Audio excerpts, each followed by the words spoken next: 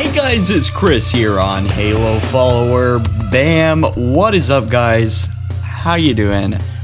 Man, I'm feeling great. I'm feeling great today because we have a great episode of the Halo Club today. I think we're on episode 8 now, but this one's going to be a little bit more laid back. I really want to talk about something big, something that's pressing. You know, I need to word things better, but let's jump into it. HaloFollower has just given away its second copy. Now, obviously, we're not giving away these copies right now. Basically, we are giving away a year-long's worth of contest, random giveaways, a lot of different things. And at the beginning of every month, we announce what the contest or random giveaway is going to be, what you got to do. And at the end of the month, we announce the winner, and so on. We announce the contest, the giveaway, and so on. Hawk Moon has he's a winner. He randomly won. We randomly picked him, just counted down the numbers, flicked it, and bam, it landed on him. And there you go. He is guaranteed a copy of the standard edition, and we're gonna move up the ladder. So we're gonna eventually give away maybe one or two, maybe a lot of the legendary copies. Who knows? But yes, like as the tweet says, we are giving away copies all year long. This is something big. This is a way for you to actually get a copy. A lot of people always think like, no, it couldn't be me. You know, what are the odds, right? The odds are actually slimmer than you think. So there's a good chance. There's a good chance. I think I worded that correctly. But definitely check that out. I will have a link in the description if you want to get into that for April's contest. And so first off, we have Morio. He says, Chris, what if we're getting the Hunt the Truth all wrong? New idea. It's about hunting the prophet of truth. Stop, please. Maybe something to do with this dead body. Maybe like it holds the purpose to saving the universe. Mario, you have made my day. Okay. Next one, please. Mick Spanky says the statue is broken because Chief is broken. So yes, there's been a lot of speculation, a lot of symbolicness, I guess, in the Halo 5 trailers. Is Chief broken? You know, what's this have to do? Why is the statue perfect when Master Chief is laying down on the ground? Maybe it has to do with Master Chief is actually good on the top, that he's this hero from everything he's done, and down below is something that he's broken now.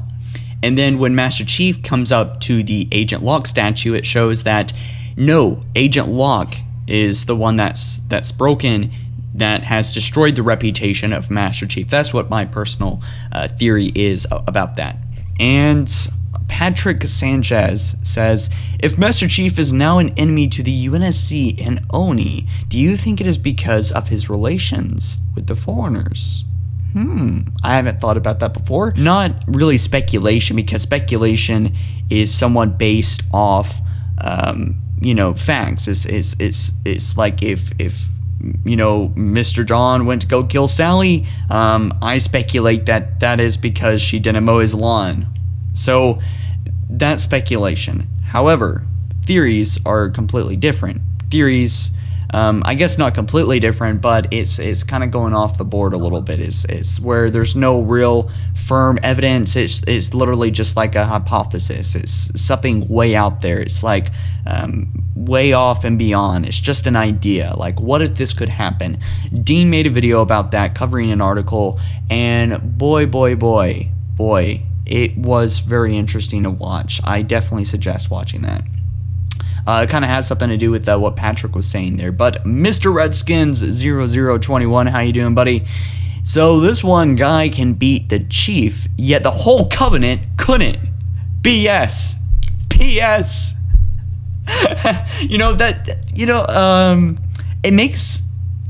It doesn't make a whole lot of sense, but again, we're really in the dark about Halo 5 Guardians.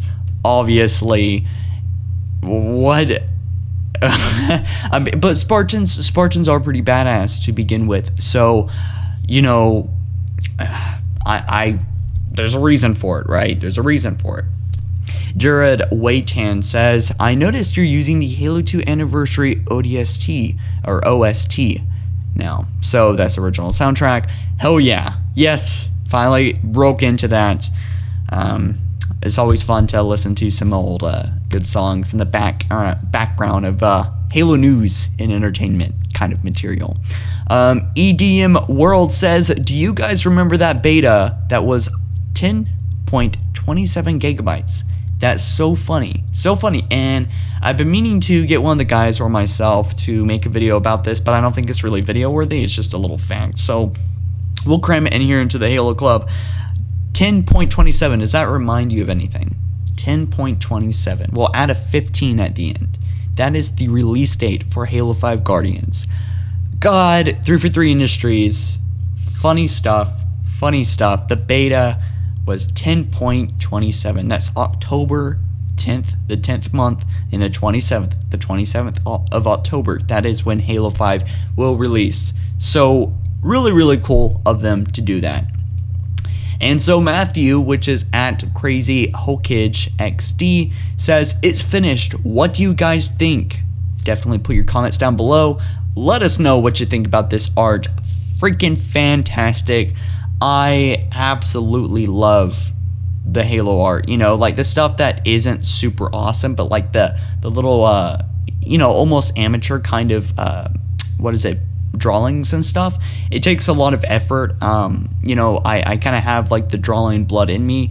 I've made a few things Halo related, but a lot of that stuff was just, you know, for art class and stuff like that. But I love art so much, and my sisters actually, both my sisters are really, really talented artists, and I mean, one actually might work for Marvel pretty soon. So I mean, it's just fascinating to me, just drawing, just 2D images, and especially animations are so cool. But Zachary Fincher says on Twitter, he says, I was thinking, could Halo 5 be a multiple ending game? Like at the beginning, you can choose to be Locke or Chief. Now, okay, that does sound like an interesting idea, and I know this one was floating around a lot, that is there going to be alternate endings? I think our next comments about it, but you know, I'm a little bit skeptical if they were to go into that route where they would have a Locke campaign and a Chief campaign, because there's like the little thing, there's like the sub hashtag marketings that 343 Industries, Microsoft, whomever is pushing out. It's Team Locke and Team Master Chief. Is, you know, with the hashtag in the beginning, right?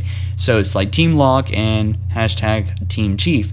So really it's like, you know, who's right and who's wrong, and what's the big mystery about. And by the way, a leak for Halo 5 Guardians would absolutely ruin the game. Do you guys remember when people were going around and just saying that one person died in Halo 4? I mean, that was just, it sucked. Like, I'm pretty sure a good amount of people figured out that, you know, I mean, it's like, how can you get rid of all those comments? Just two simple words: person died. If you haven't played Halo 4, I'm trying to avoid spoilers. But that just absolutely sucks. So yeah, no, I hope that doesn't happen with Halo 5 Guardians. But getting back to your comment, Zachary, multiple ending game, I'm a little bit skeptical about that, because that means that they would have less of a main campaign. So I assume if they have 8 hours to work with as a studio, and for data on the disk or whatever work time, you know, because they got deadlines, that would really suck if they had a 4-hour campaign with Locke and then a 4-hour campaign with Chief. Remember, everyone was complaining about Halo 3 having no, like, it was a really short campaign. People were really complaining about that. I think a lot of people forget that Halo 3 wasn't perfect, that there was issues with Halo 3. There was issues with every Halo game. Just for any of those people that have any those long time nostalgia moments about the original franchise, just remember that there was mistakes with the originals. Not saying that they weren't like near God perfect, but they weren't perfect. They weren't quite there. But moving on, let's talk about Shrek's comment. What is Shrek? You better check yourself before you Shrek yourself, right? By the way, I just want to say thanks to Fish Dish Films, aka Fishy Eats, for this gameplay in the background. He recorded a buttload of Halo 5 multiplayer back during the beta, so just fantastic, awesome stuff. Really nice to have him supply his gameplay. But let's move on to Shrek's comment. What do you have to say, Shrek? If you look carefully at Master Chief, in his right hand, he grabs something from the rubble as Locke comes over to him. Watch Master Chief's right hand carefully the whole video. He grabs what appears to be a rock. And so yeah, people I think are looking a little bit too much into this specific thing. I think that it was just simply the actor was moving around in the rubble, that he was just like, you know, kind of using it to support himself while he turned his torso to look at Locke, and I think vice versa maybe. I don't know if Agent Locke looked like he was grabbing something. But if it really did look like that, it could be him holding on to the little data chip, or you know, whatever that little chip is that we saw in the Halo 5 Guardians 2013 E3 trailer. But who knows? Could be very interesting. Reclaimers United, which is at Reclaimers, says, is it just me, or does hashtag Halo Online look more fun than Halo 5? Filling hashtag cheated, sad face. So yes, Halo Online has been leaked all over the place. It is pretty much playable right now on PC. I think that the direction, like, I'm a little bit biased, I suppose, to the whole thing, because I grew up with Halo on PC, and I feel somewhat the same way, that I think that Halo deserves a spot on PC. I think that a Halo 3 PC port would be the most amazing thing ever, as well as some developer tools so fans can make their own maps. I mean, they're going to make the mods and maps anyways, might as well give them the tools. And that's something that makes communities come alive. It's activities, it's participation. And when you don't have that, when there's a gigantic base of Halo players that can't really participate other than the sub-communities, other than the larger one, it just makes the whole fan base kind of crumble apart. People just start losing interest. And if they brought the general Halo fan base onto PC, or at least a good portion of them, or at least had the option of playing Halo 3 on PC, which is completely possible, by the way, with this, because it is running off the Halo 3 engine, or some say it is a modified engine, regardless of what the developers say, which is 4Games Innova from Russia. It is completely possible using a VPN, getting codes, or even downloading the leaked version, which is all over the web, by the way. I had a couple looks at it, and it looks absolutely gorgeous. It is exactly what you think it is, plus it's better.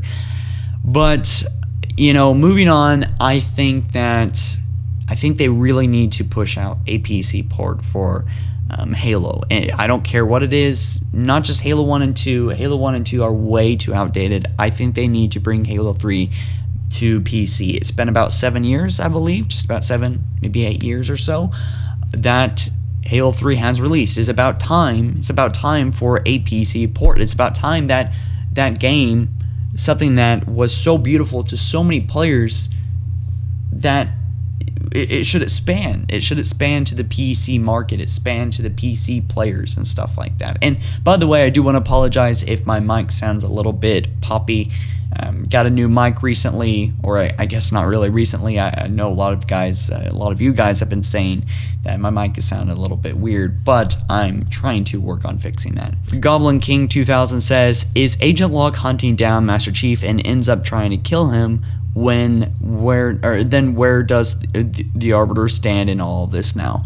And so that's a huge thing going in my mind anyways, that maybe Agent Locke tricked the Arbiter to help him, because we saw Agent Locke speaking to the Arbiter that this is his target, that Master Chief has gone AWOL, and that he is potentially responsible for the destruction of the colony and the Affinity.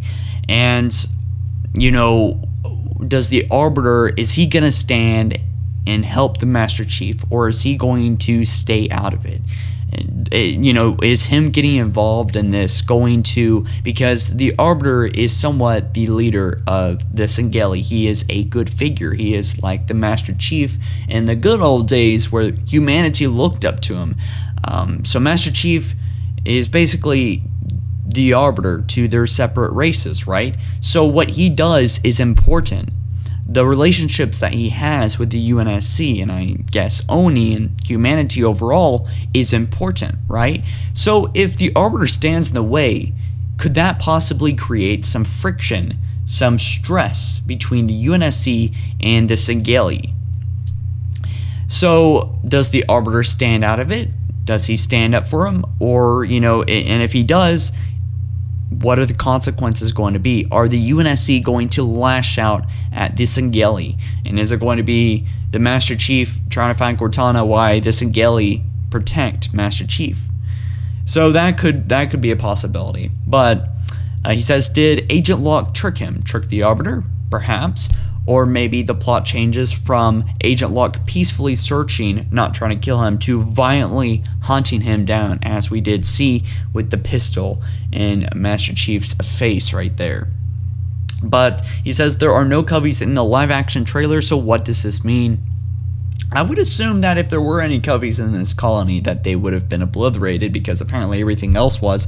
And Master Chief, I think he was in the blast just because, I mean, Master Chief has survived falling from space how many times now? So yeah. So Kevin, I'm not going to try to say that last name.